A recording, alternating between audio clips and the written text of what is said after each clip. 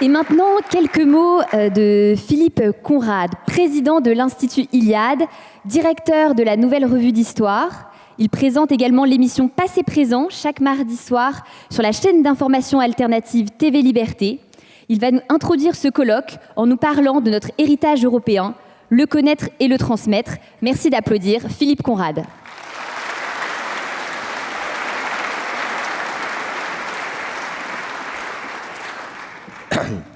Mesdames et messieurs, chers amis, après avoir évoqué l'an dernier la question de la menace que l'immigration de masse fait peser sur notre Europe, nous abordons aujourd'hui un autre danger, clairement perçu par nombre de nos compatriotes, celui d'un collapsus, d'une rupture de la transmission civilisationnelle engagée certes depuis plusieurs décennies, mais dont les conséquences mortifères apparaissent aujourd'hui de plus en plus clairement.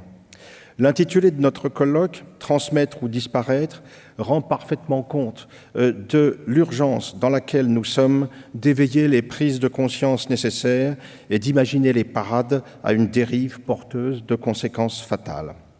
Il est aisé d'établir l'état des lieux. La société marchande contemporaine, dont l'hégémonie s'est progressivement imposée au cours des dernières décennies, a détruit de fait les valeurs traditionnelles garantes de la continuité de notre civilisation. L'Europe avait construit au fil des siècles un modèle culturel combinant ses héritages anciens, son histoire chrétienne et les acquis de la révolution des Lumières et du progrès scientifique.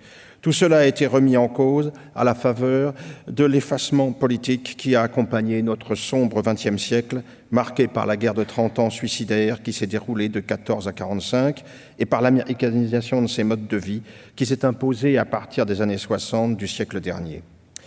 Accompagnant ce processus, le phénomène 68 art, dont les nostalgies révolutionnaires frisaient le ridicule tant elles apparaissaient anachroniques, n'en a pas moins entraîné, au nom d'un libertarisme frénétique résumé dans l'interdiction d'interdire, la remise en cause de la plupart des fondamentaux de nos sociétés, avec au final le résultat calamiteux que nous constatons aujourd'hui.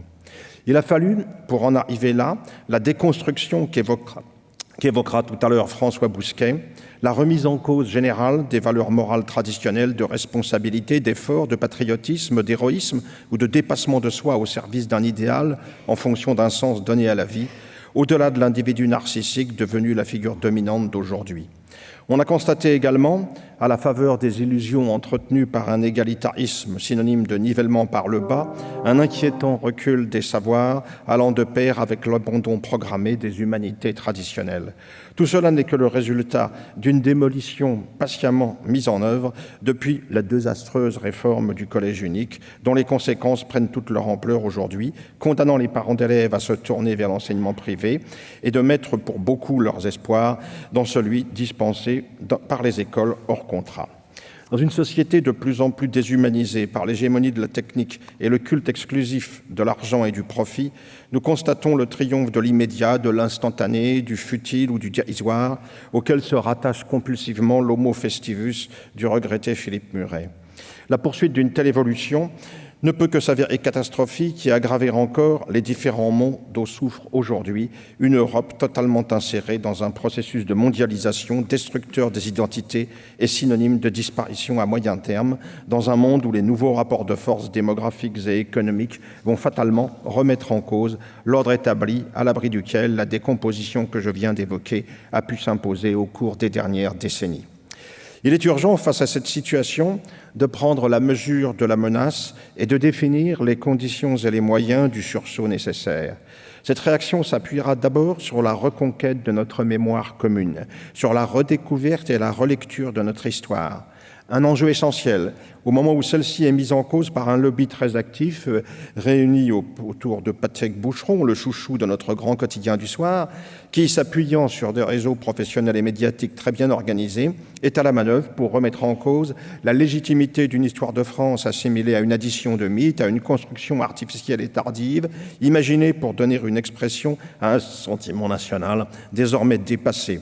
Je n'insisterai pas sur les sottises et les mensonges par omission qu'implique une telle vue des choses. Mais il ne fait aucun doute que c'est cette vision, attachée à la multiculturalité proclamée de la France et de l'Europe, qui s'imposera demain, si nous n'y prenons garde, dans nos établissements scolaires, après avoir colonisé nos universités. Le combat qui doit être livré sur ce terrain est bien entendu d'une importance majeure et commande largement toute autre tentative de réaction face aux entreprises calamiteuses qui sont en cours. Avant de transmettre aux générations qui viennent et qui sont à venir, condition indispensable à la renaissance de l'Europe et de ses nations, il est indispensable de redéfinir clairement comment nous sommes les héritiers de plusieurs millénaires d'une histoire particulière qui a permis à ce continent de jouer le rôle majeur qui a été le sien. Transmettre cette mémoire, mais aussi tout ce qui fit au quotidien le propre d'une civilisation spécifique, implique le recours à un certain nombre de moyens. Renouer le fil nécessaire avec ce que notre ami Christopher Gérard appelle nos sources pérennes constitue une première étape. Mais Jean-François Gaultier nous expliquera pour sa part le rôle qui revient à la musique et à l'éducation musicale dans un monde saturé par les bruits divers qui nous envahissent quotidiennement pour ahurir nos populations. Lionel Rondouin nous invitera à imaginer, à côté du récit national et non du roman national, une expression qui a valeur d'arme du fait de sa connotation dévalorisante dans la guerre sémantique en cours, un récit européen en mesure de contribuer à l'émergence et au renforcement d'une conscience civilisationnelle plus nécessaire que jamais face aux défis et aux menaces de ce nouveau siècle, venu clore le demi-millénaire de la domination occidentale sur le monde. Il faut également reprendre, jusque dans ses fondations, le chantier de l'école, ce qu'évoqueront plusieurs de nos intervenants, et, en ce domaine, la simple nostalgie d'un bon vieux temps idéalisé ne suffira pas. Il faut mobiliser les imaginations et les compétences pour inventer de nouveaux modèles, comme sur le fer les jésuites au tournant de l'époque moderne. La famille, dans le contexte chaotique du moment, doit également retrouver un rôle de premier plan, celui de parents soucieux de compenser les insuffisances actuelles d'un système d'enseignement à bout de souffle, incapable de surmonter l'échec global auquel ont conduit des décennies d'erreurs et de confusion. Il faut également miser sur les mouvements de jeunesse inspirés du scoutisme, en mesure de contribuer à la transmission de valeurs morales positives, de préparer nos jeunes à la rude école de la vie et de les protéger des tentations délétères du crétinisme ambiant.